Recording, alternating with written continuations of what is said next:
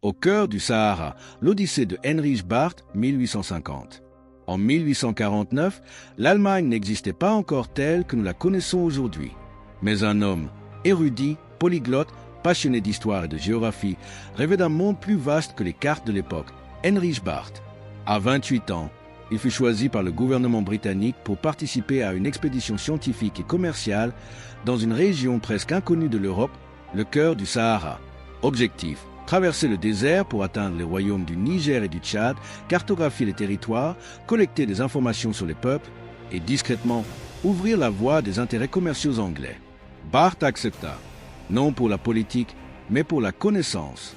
Il savait que la traversée du Sahara était une entreprise de mort. Peu d'Européens l'avaient tenté. Presque aucun n'en était revenu vivant.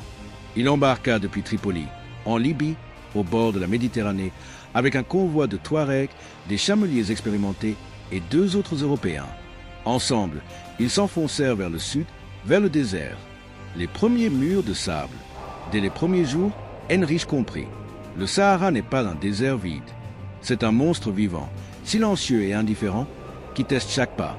Le soleil, un juge impitoyable. Le sable, un poison fin qui entre dans les yeux, les narines, la bouche. Le silence, total, profond, angoissant.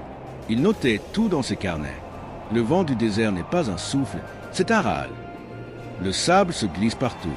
Il ronge les objets, les pensées, la patience. Chaque nuit, il dressait un camp sommaire, mangeait des dattes, buvait de l'eau tiède contenue dans des outres en peau de chèvre et priait de ne pas croiser de bandits ou de tempêtes. Mais ce n'était que le début, la tempête qui a fait disparaître le monde. Un matin, alors qu'il s'était levé à l'aube pour éviter le soleil brûlant, le vent se leva soudainement. Un bruit sourd, comme un tremblement de ciel. Les Touaregs crièrent un seul mot, Ghibli. Le vent de sable venu du diable. En moins de 10 minutes, le jour devint nuit rouge. Des colonnes de sable montaient à des dizaines de mètres dans le ciel. Les chameaux se couchèrent au sol. Les hommes s'enroulèrent dans leurs chèches. Heinrich, aveuglé, respirant à peine, crut mourir. Je n'étais plus qu'un fragment, emporté dans la gorge du désert, écrira-t-il plus tard. Quand la tempête cessa, 2 chameliers étaient morts. 3 chameaux manquaient. L'heure s'était renversée. Mais il fallait continuer. Les villages cachés du désert. Après plusieurs semaines, le désert changea de visage. Le sable orange devint pierre noire. Les dunes disparurent. Des plateaux arides, puis des oasis. Dans la région du Faisan, ils croisèrent les Tibbous, peuple ancien, méfiant mais curieux. Heinrich, parlant un arabe fluide, échangea des perles contre des informations. Il nota leurs coutumes, leur musique, leur alimentation. Il découvrit que le désert n'est pas vide, mais traversé par des routes secrètes.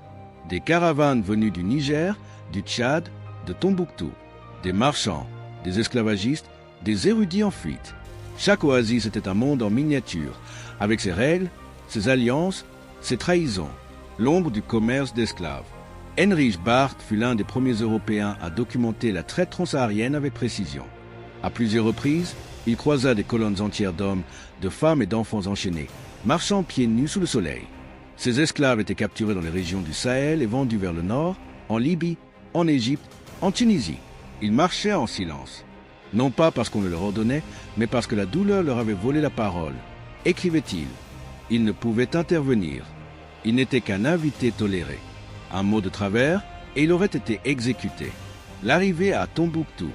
Après plus de 2 ans de marche, d'attaques, de maladies, de trahisons et de mirages, Heinrich Barth atteignit enfin Tombouctou, la légendaire cité des sables.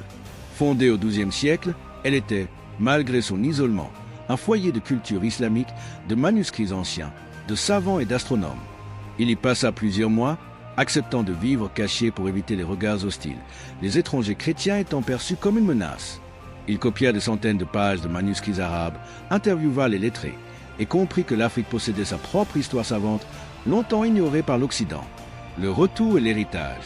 Heinrich Barth revint à Tripoli en 1855, seul survivant de son groupe initial. Il avait parcouru plus de 12 000 km, visité plus de 50 cités africaines, appris 10 dialectes et compilé une œuvre gigantesque. Voyages et découvertes dans l'intérieur de l'Afrique, publié en 5 volumes. Ces carnets changèrent la vision de l'Afrique en Europe. Il montra que les sociétés africaines n'étaient pas primitives, mais structurées, savantes, organisé et que le Sahara n'était pas une barrière, mais une artère de civilisation. Aujourd'hui encore, le Sahara reste redouté, admiré, mystique. Il occupe 9 millions de kilomètres carrés.